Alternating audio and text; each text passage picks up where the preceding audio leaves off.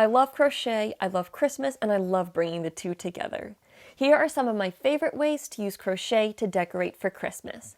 First up is Christmas amigurumi like this snowman. I was actually hoping to post the tutorial for this little fellow today, but I'm not quite done with that video yet.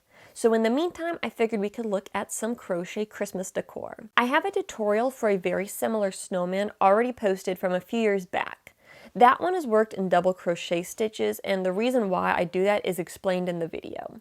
I have had some requests over the years for a snowman pattern using single crochet, so this is my prototype. The tutorial is coming soon. Christmas amigurumis are so versatile. Stick them on a shelf, a mantle, or on the hearth. If you want to turn him into a door stopper, just add heavier filling at the bottom of the snowman to make him cute and functional. Next up is a crochet doily that I've turned into a bowl. It has such an elegant look to start, and we can bring it into the Christmas realm by filling it with Christmas trinkets. Here I'm illustrating with ornaments. Any Christmas trinkets that match your decor theme would look adorable in a crochet doily bowl. You can also make this a functional piece. For instance, use the bauble-filled bowl as a remote holder.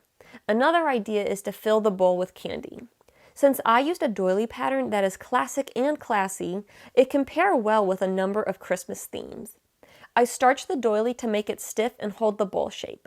I've got a tutorial on that process if you want to learn how. The third way I incorporate crochet into my Christmas season is through pillows. Personally, I like crocheting pillow covers because they are smaller to store. I'll link to my video that shows that process of how I make crochet pillow covers, as well as my tutorial for how to crochet the buffalo plaid pattern. For the next idea, we are going to look at crocheted ornaments.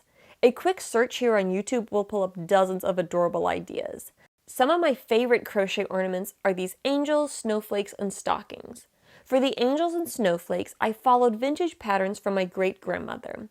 If you want to learn more about starching these kinds of projects, again, I have a video on that. The stockings are one I made up a pattern for. I don't currently have a tutorial for these, but maybe I can do a video on that at some point. Now this gives us the perfect segue into the next idea, which is a snowflake garland. I used more of the starched snowflakes I crocheted and strung them together. Here I have them draped on a poinsettia, but normally I hang them from my bedroom curtains. If crocheting with tiny thread isn't your thing, you can crochet larger snowflakes with a worsted weight yarn. Again, there's lots of tutorials for them on YouTube. Next up are crochet stockings. We've already seen how mini stockings make cute ornaments for the tree. These larger stockings are functional in addition to being adorable. The two smaller ones I just played around with and made up as I went, then the larger two I followed someone else's pattern but used chunky yarn to make them jumbo.